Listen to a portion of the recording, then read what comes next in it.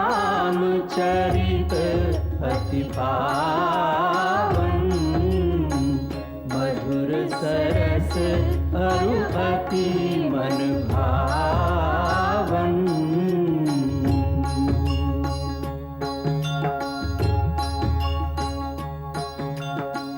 पुनि पुनि कितने हो सुने सुनाए, ये की प्यास बुझत न बुझाए।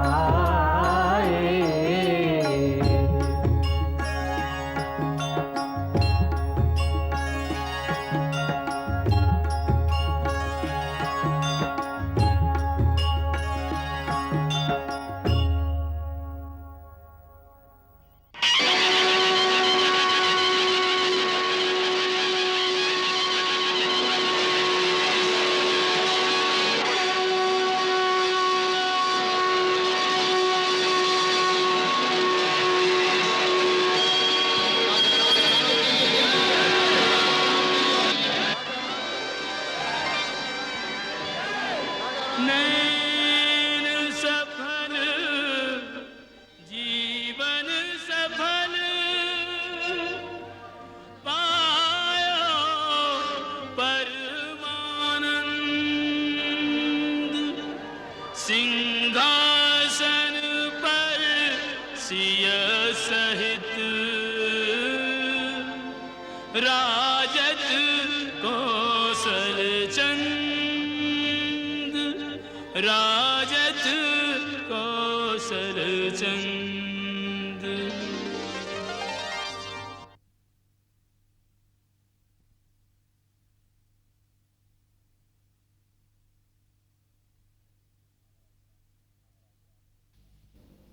महाराज रामचंद्र, मैं आपका कुलगुरु वशिष्ठ आर्यावर्त के समस्त ऋषिकुल की ओर से आपका अभिनंदन करता हूं।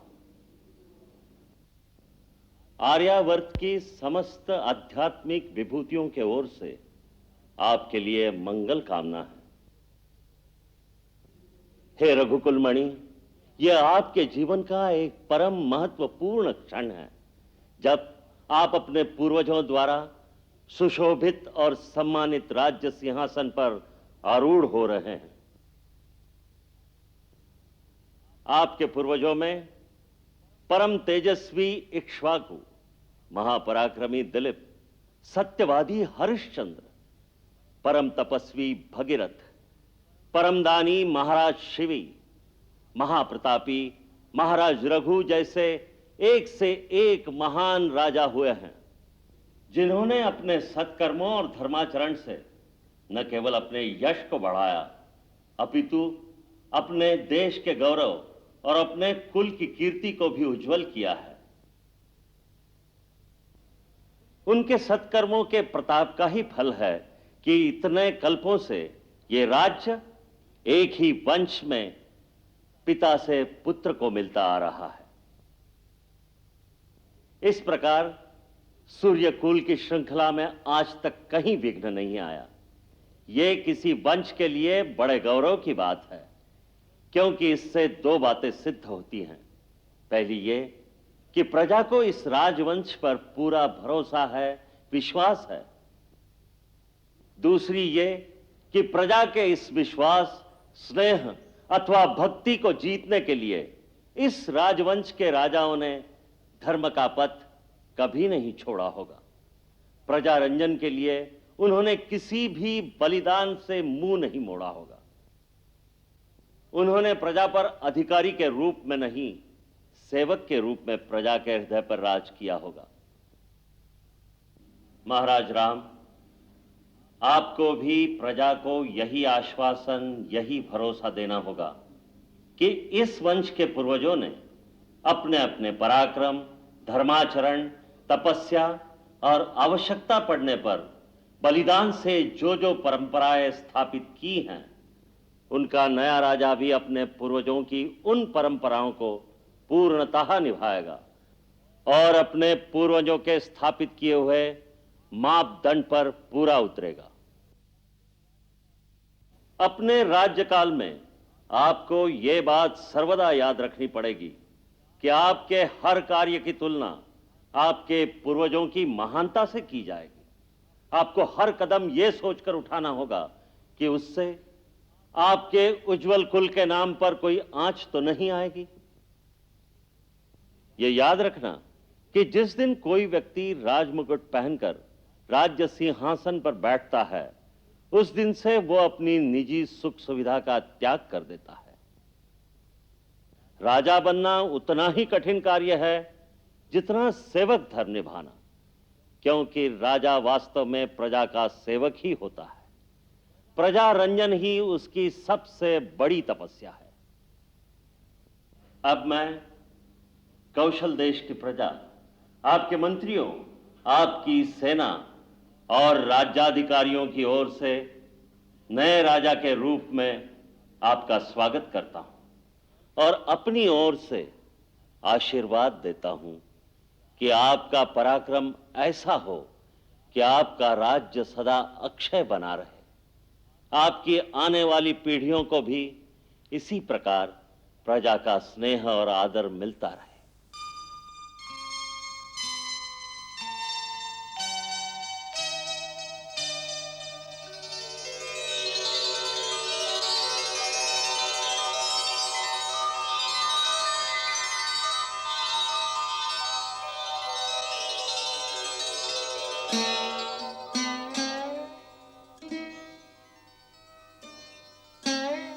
परम पूज्य गुरुदेव, आपके आशीर्वाद के लिए हमारा कोटिशः धन्यवाद स्वीकार करें।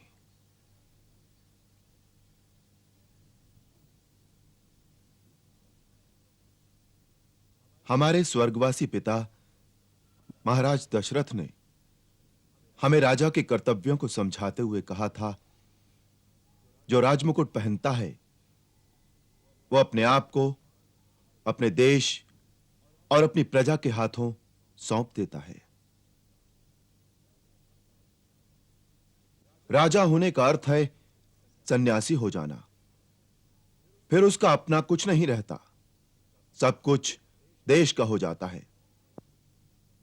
आवश्यकता पड़ने पर राजा को देश के लिए स्त्री, पुत्र, मित्र, यहां तक कि अपने प्राण भी त्यागने पड़े तो त्याग दे, क्योंकि देश ही उसका मित्र है, देश ही उसका परिवार है। जो अपने देश के लिए सब कुछ त्याग नहीं कर सकता, उसे राजा बनकर प्रजा से कर लेने का कोई अधिकार नहीं है।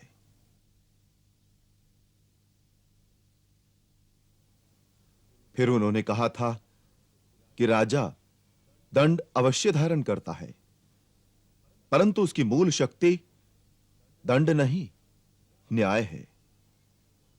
न्याय जो पक्षपात रहित हो, न्याय जो संकुचित भी न हो, उदार हो।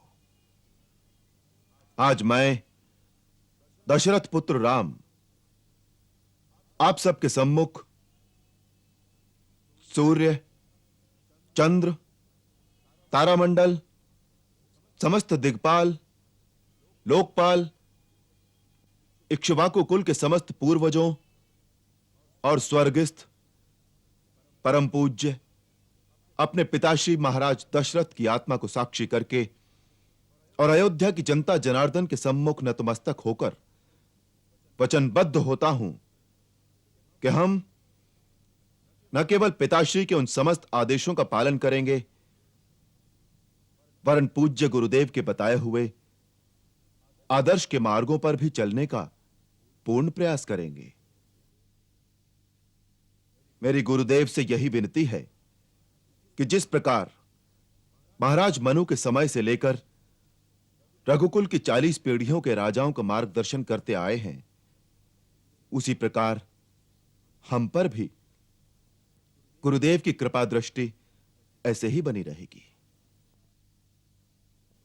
इसी प्रकार महर्षि जाबाली, महर्षि वामदेव, महर्षि कश्यप और पूज्य मार्कंडेय आदि हमारे ऋषिगण आध्यात्मिक दिशा में हमारा निर्देशन करते रहेंगे। क्योंकि आध्यात्मिक शक्ति ही परम शक्ति है। वही मनुष्य को नैतिक और धर्म का बल देती है। जिस राजा में स्वयं धर्म और नैतिकता का बल नहीं होगा, उसकी प्रजा में नैतिक बल नहीं हो सकता।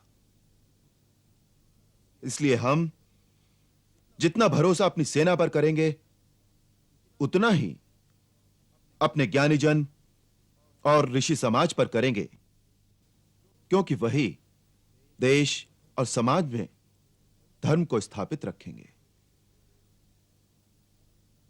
जो देश धर्म और नैतिक मूल्यों के आधार पर खड़ा नहीं होता, उसकी पराजय और विनाश निश्चित है। आर्य सुमंत्र, आर्य जयंत और महात्मा सिद्धार्थ आदि अष्टमंत्रिमंडल से हमारी प्रार्थना है कि जिस प्रकार वो पिताश्री महाराज दशरथ की अपनी निर्भीक मंत्रणा से सहायता करते थे, उसी प्रकार निसंकोच होकर वो हमें भी नीति का मार्ग समझाएंगे और हमारी दुर्बलताओं की ओर हमारा ध्यान दिलाने से नहीं डरेंगे।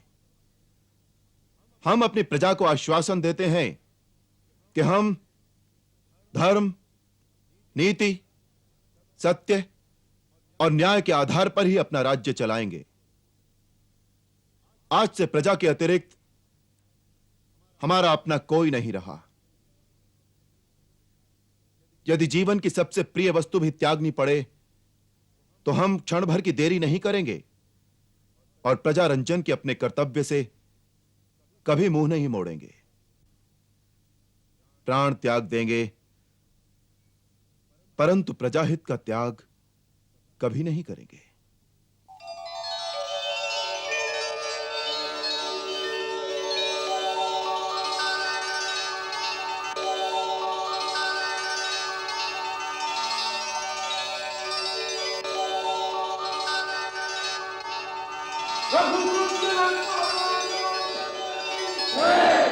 रघुकुल तिलक श्री रामचंद्र की जय। रघुकुल तिलक श्री रामचंद्र की जय। रघुकुल तिलक श्री रामचंद्र की जय।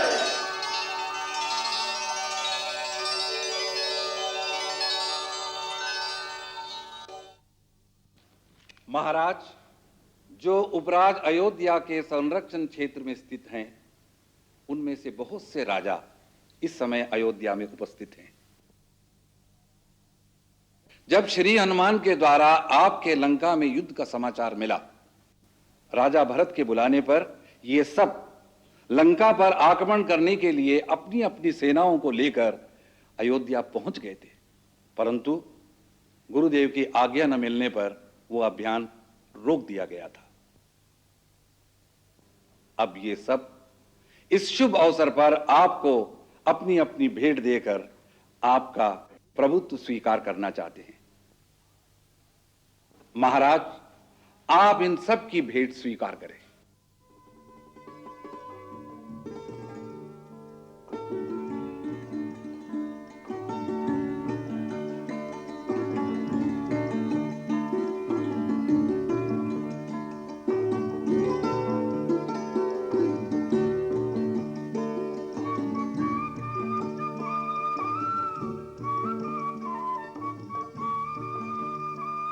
हम आप सब के बहुत आभारी हैं कि आपने राजा भरत की एक आवाज पर इकट्ठे होकर आर्यव्रत की एकता को पुष्टि दी। आर्य सुमंत्र, हमारी ओर से भी इन सब मित्रों को प्रति उपहार भेंट किए जाए। आर्य, हमारी ओर से हमारे परम मित्रों निषाद राजगुह, किष्किंधा नरेश महाराज सुग्रीव और लंकाधिपति महाराज विभीषण को विशेष भेंट समर्पण की जाए। हम इनके बहुत अनुग्रहित हैं। महाराज सुग्रीव और महाराज विभीषण की सहायता के बिना महाराज रावण पर विजय पाना असंभव होता। अयोध्या, किष्किंधा और लंका में जो परस्पर मित्रता स्थापित हुई है वह समस्त देशों की प्रजा के कल्याण के लिए शुभ हो, ऐसी हमारी आशा है।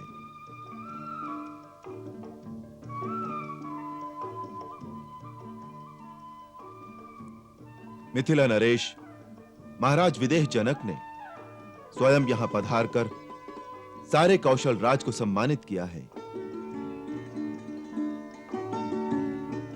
क्योंकि वो हमारे पिता तुल्य हैं। इसलिए हम उनके आगमन को अपने लिए एक आशीर्वाद मानते हैं। वो हम पर सदा ऐसी ही कृपा दृष्टि बनाए रखें तो हमें अपना कर्तव्य निभाने की शक्ति मिलेगी।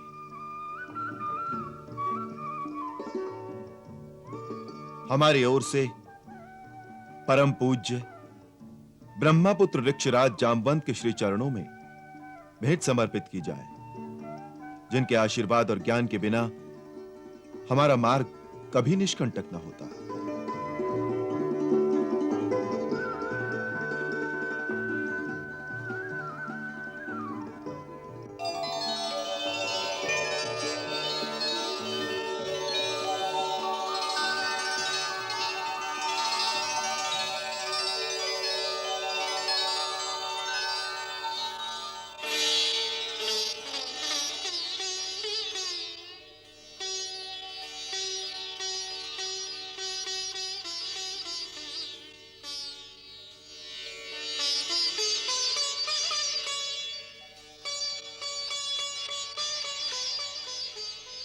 अब हम महारानी सीता की ओर से एक विशेष उपहार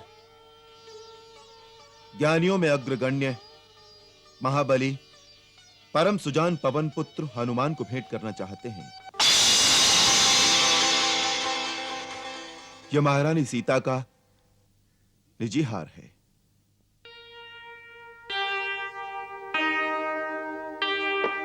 मात सिया ने तो हनुमत लाल को स्नेह सहित दी स्नेह निशानी। भक्त ने जाना कि भक्ति का मोल चुकाने चली है सिया महारानी। औरों की श्रेणी में अपने को पाया तो आया कपीश की आंख में पानी। भक्त के भावुक अंतर पे कहाँ ठेस लगी ये तो राम ही जानी, राम ही जानी। हनुमंत, हम तो जन्म जन्म के लिए तुम्हारे ऋणी हैं। इस तुच्छ भेंट से यह ऋण नहीं उतरेगा। फिर भी महारानी सीता की प्रसन्नता के लिए इसे स्वीकार कर लो। आओ।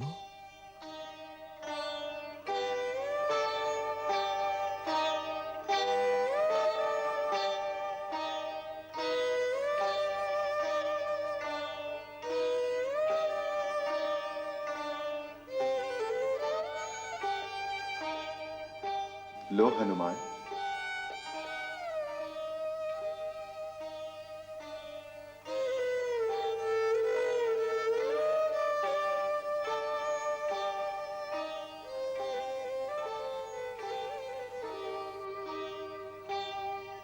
माता, मैं आपकी आज्ञा नहीं टाल सकता, पर इससे पहले मेरी इतनी सी विनती सुन लीजिए। अशोक वाटिका में आपने आशीर्वाद दिया था कि मुझे प्रभु की अनन्य भक्ति प्राप्त हो। यदि मुझे वरदान ही देना है तो ऐसा कीजिए, मेरे वक्षस्थल पर इन मोतियों की जगह आप दोनों की युगल छवि मेरे हृदय में सदा के लिए अंकित हो जाए। यही वरदान दीजिए, यही वरदान दीजिए माता। माता मेरी भक्ति को रत्नों से ना तोल। राम सिया का दरस ही है सबसे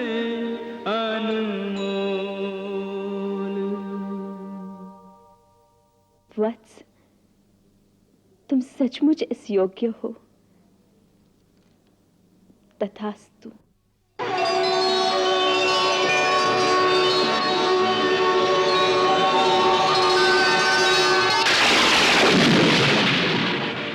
भाग्यवान हनुमान सा जग में दूजा नाई।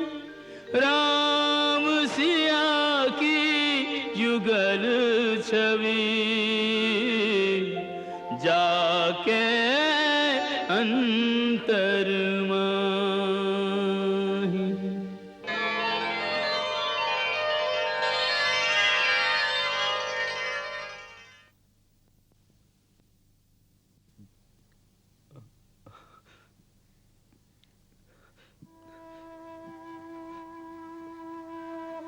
प्रभु, अपने भक्त को सेवकाई प्रदान कीजिए।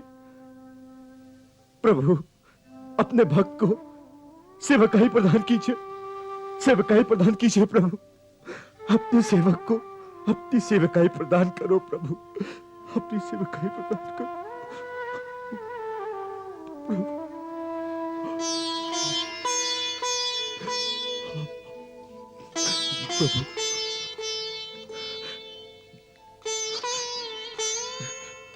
प्रभु, प्रभु। हनुमान, मैं तो भक्त का सेवक हूं, स्वामी नहीं।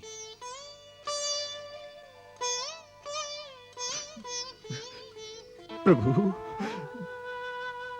प्रभु।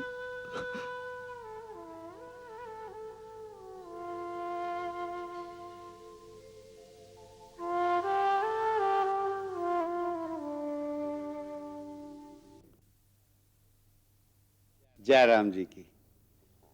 आस्तिकों की चिरकाल से मान्यता है कि वेद जिस परम तत्व का वर्णन करते हैं, रामायण में वही नारायण तत्व श्री राम रूप में निरूपित है।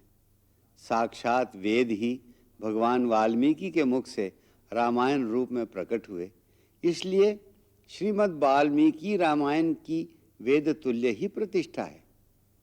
यूं तो पुराणों के रचयिता महर्षि वेदव्यास से लेकर महाकवि कालिदास, महाकवि भवभूति, महाकवि भास, भगवान शंकराचार्य, प्रभु रामानुजाचार्य और स्वयं गोस्वामी तुलसीदास जी ने भगवान वाल्मीकि और उनके द्वारा रचित रामायण की स्तुति की है।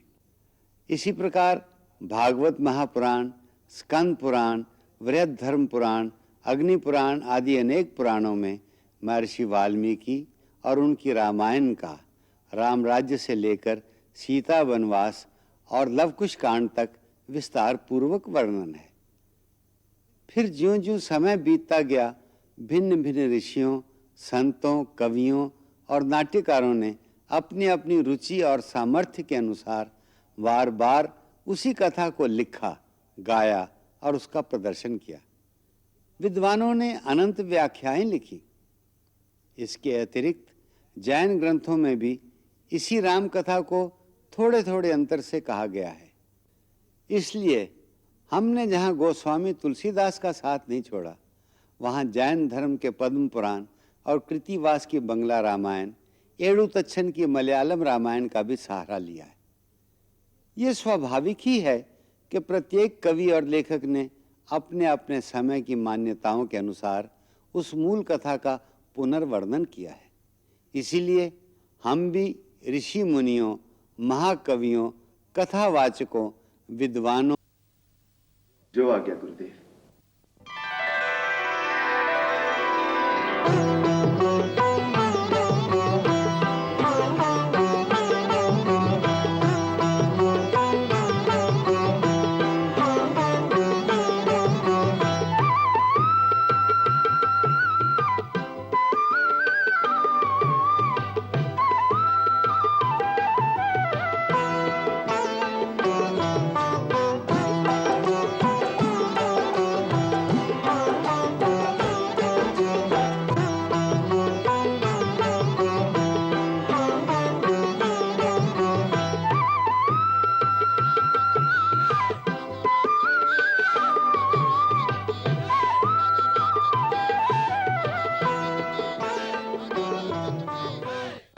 रामचंद्र की राजा रामचंद्र की राजा रामचंद्र की राजा रामचंद्र की राजा रामचंद्र। चाहूं दिसी बरसे राम रस छायो हर्ष अपार। राजा रानी की करें सब मिले जय जयकार। कौशल नंदन राजा राम, जानकी वल्लभ राजा राम, जय सिया राम जय जय सिया राम, सिया राम सिया राम सिया राम। ऐसे राम दरस रस बरसे जैसे सावन की झड़ी। सीता राम दरस रस बरसे जैसे सावन की झड़ी। सावन की झड़ी प्यासे प्राणों पे पड़ी। सावन की झड़ी प्यासे प्राणों पे पड़ी। सीता राम दरस रस बरसे जैसे सावन की झड़ी। सीता राम दरस रस बरसे जैसे सावन की झड़ी।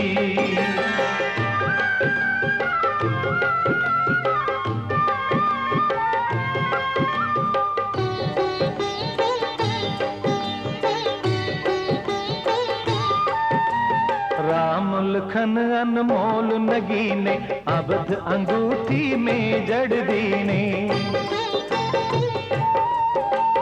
राम लखन अनमोल नगीने, अबध अंगूठी में जड़ दीने। सीता से सोहे जैसे मोती की लड़ी। सीता ऐसे सोहे रे जैसे मोती की लड़ी। सीता राम दरस रस बरसे जैसे सावन की झड़ी। अब तो राम दरस रस बरसे जैसे सावन की झड़ी।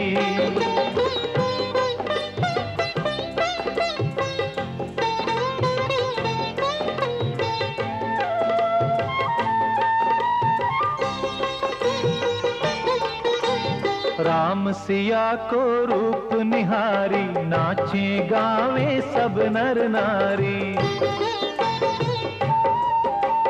राम सिया को रूप निहारी, नाचे गावे सब नर नारी। चल री दर्शन कर आवे का सोचत खड़ी। चल री दर्शन कर आवे का सोचत खड़ी। सीता राम दरस रस बरसे जैसे सावन की झड़ी। चाहूं दिसी राम दरस रस बरसे जैसे सावन की झड़ी।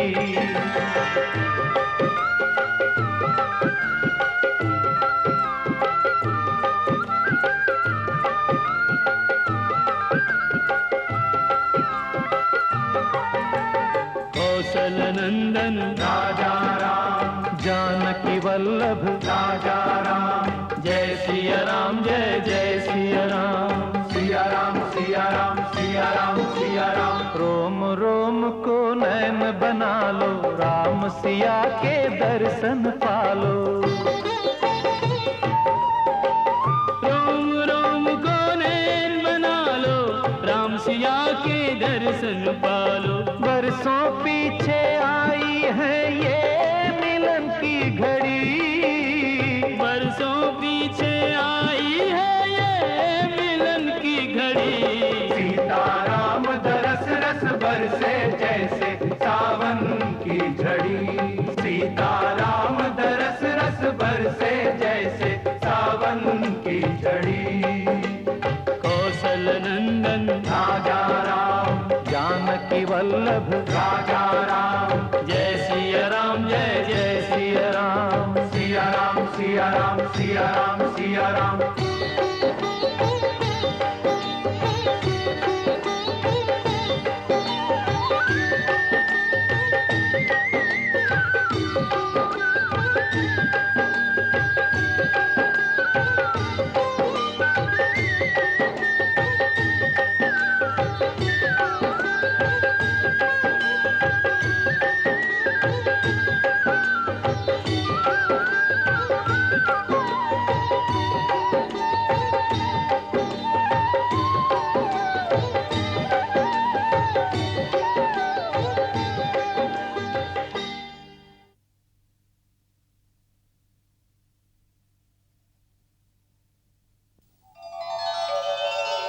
आयुष्मान भव।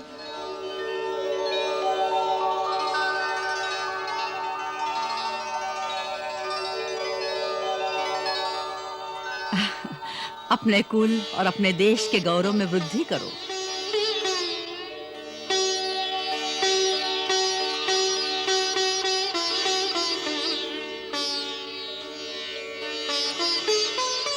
जीती रहो मेरे बच्चे।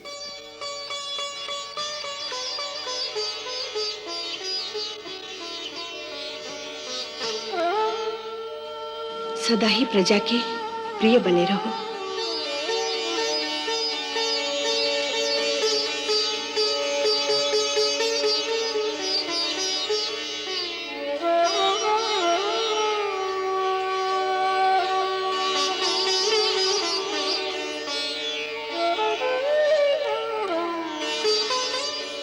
अपने पूर्वजों की भांति अखंड कीर्ति अर्जित करते रहो। ये क्या कर रही हो? अब आपको 2 बार प्रणाम करना पड़ेगा। वो क्यों? एक महारानी सीता को, दूसरा बड़ी दीदी को। जाओ, अपने पिताश्री से आशीर्वाद ले लो।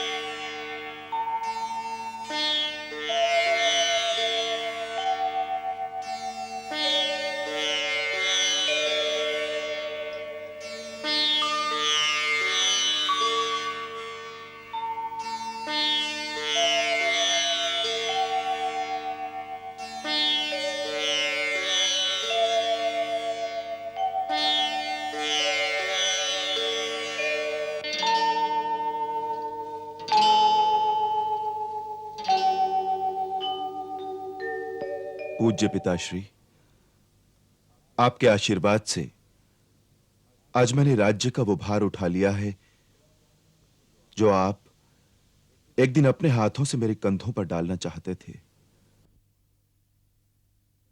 आज के समारोह में प्रतिक्षण मुझे ऐसा आभास होता रहा जैसे आप पीछे खड़े हुए मुझे आशीर्वाद दे रहे हैं।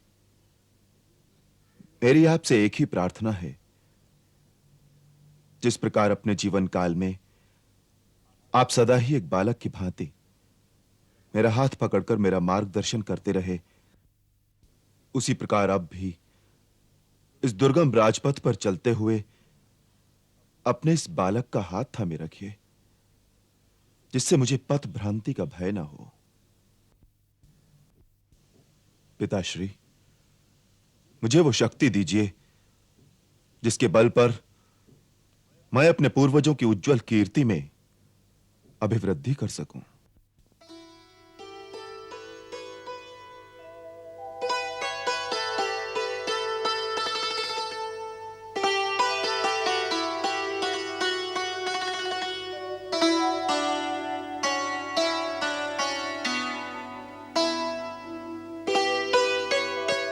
हे सूर्य वंश के परम प्रतापी, परम वीर और परम तेजस्वी महात्माओं, मैं आपका वंशज राम आपको वचन देता हूं कि मैं अपने प्राणों के साथ इक्ष्वाकु वंश के यश और कीर्ति की रक्षा करूंगा। राजा के रूप में मेरा कोई भी कार्य ऐसा नहीं होगा जिससे आपका शीश लज्जा से झुक जाए।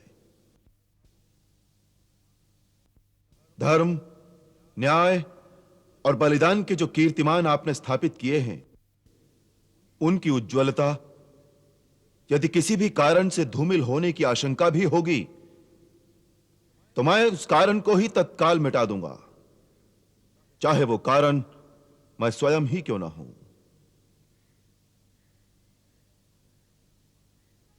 इस वचन को पालन करने की शक्ति और दृढ़ता मुझ में रहे, इसके लिए मुझे आशीर्वाद दीजिए।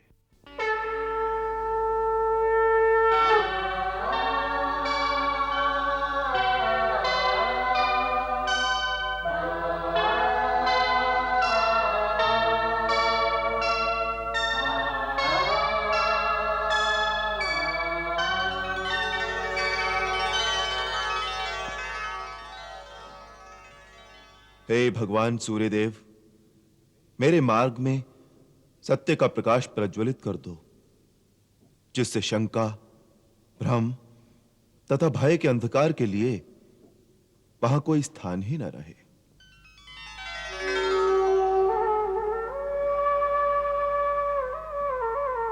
जपा कुसुम संकाशम काश्यपेयम महाद्युतिम तमोरिंग सर्व पापघ्नम प्रणतोस्मि दिवाकरम।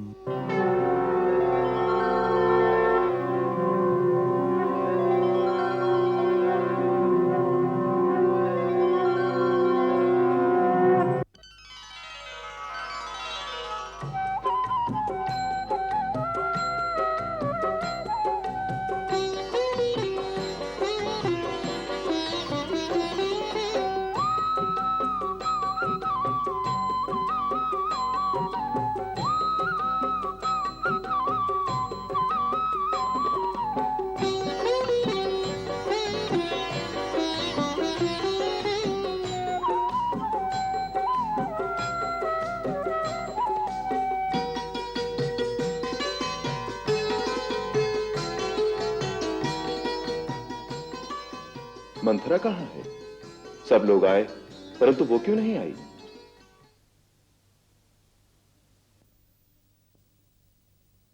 वो तो कभी अपने कक्ष से बाहर नहीं आती। 14 वर्ष से प्रायश्चित की ज्वाला में जल रही है बेचारी।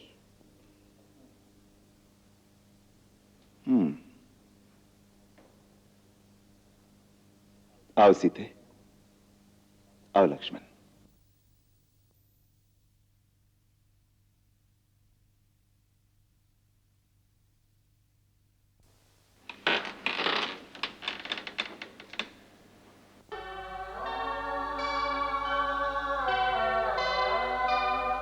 माई, मंथरा माई,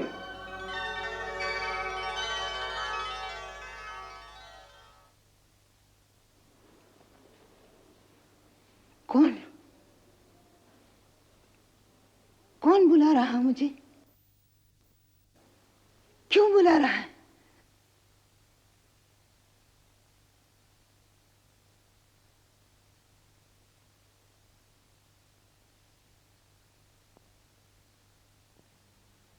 हम तुमसे मिलने आए हैं माई।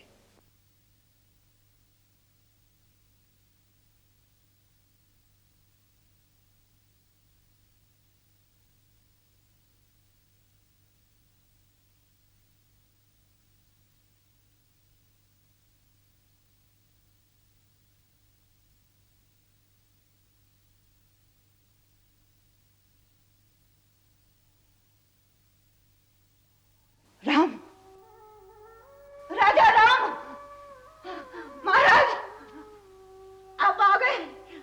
महाराज, मुझे दंड देने आए हो। मुझे दंड दीजिए, दंड दीजिए। 14 साल से मैं इंतजार कर रही हूँ कि मुझे दंड दो। महाराज, मुझे दंड दो। मैं सबसे कह रही हूँ कि मुझे दंड दो। आप दंड दीजिए, मैं अपराधी हूँ। मैं 14 साल से सबसे कह रही हूँ मुझे दंड दो, मुझे दंड दो। किसी ने नहीं दिया। आप दंड दो महाराज, मैं आपके अपराधी हूँ। मुझे दंड दो महाराज, मुझे दंड दो। ये तुम क्या कह रही हो माई? माई मंथरा, तुम तो हमारी माता के समान हो। हम तो वही तुम्हारी गोद में खेले बालक हैं मां। चलो, तुम्हारा स्थान राजभवन में पूरे सम्मान के साथ सुरक्षित है। चलो, देखो देखो तुम्हें लेने कौन कौन आया।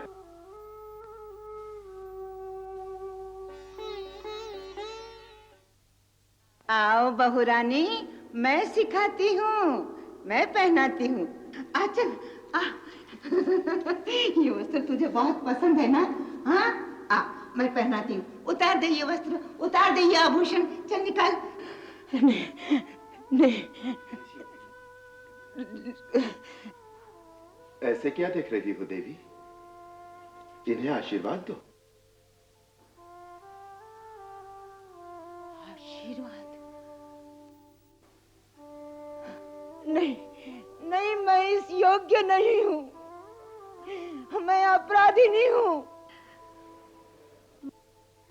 मैं आपके ठोकरों में पड़ने के योग्य भी नहीं हूँ। मुझे दंड दीजिए, दंड दीजिए देवी। लक्ष्मण, तुम ही मुझे दंड दो, तुम ही मुझे दंड दो। उस दिन शत्रु के हाथ से भरत ने मुझे क्यों बचाया? तुम दंड दो लखन जी, तुम दंड दो। माई, महाराज राम, महारानी सीता तुम्हें अपने साथ आदर पूर्वक ले जाने आए हैं। ऐसे नहीं लक्ष्मण, मंथरा माई को पहले प्रणाम करो।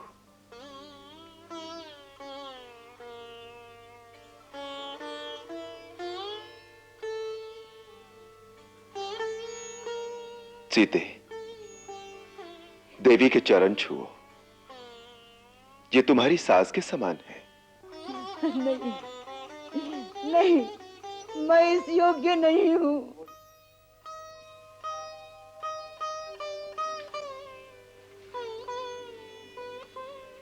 नहीं सीता, नहीं, मैं तुम्हारी अपराधी नहीं हूँ। मैं अपराधी नहीं हूँ। मैं इस योग्य नहीं हूँ सीता, मैं इस योग्य नहीं हूँ। मैं इस योग्य नहीं हूँ सीता। सीता,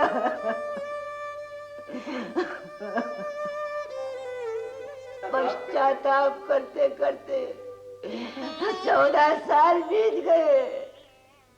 14 साल बीत गए। 14 साल बीत गए।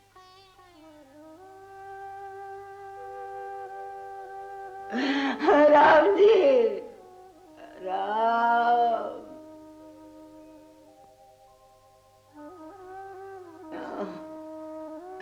राम।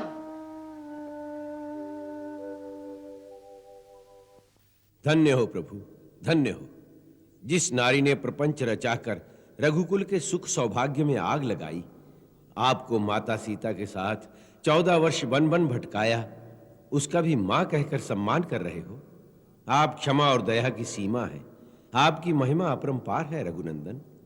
मंगल भवन अमंगल हारी, प्रभु सुदशरथ अजिर बिहारी।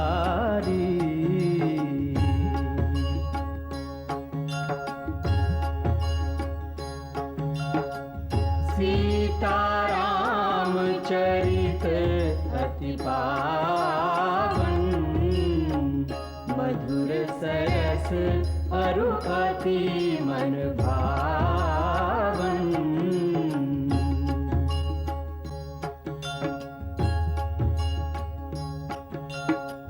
पुनि पुनि कितने हो सुने सुनाए,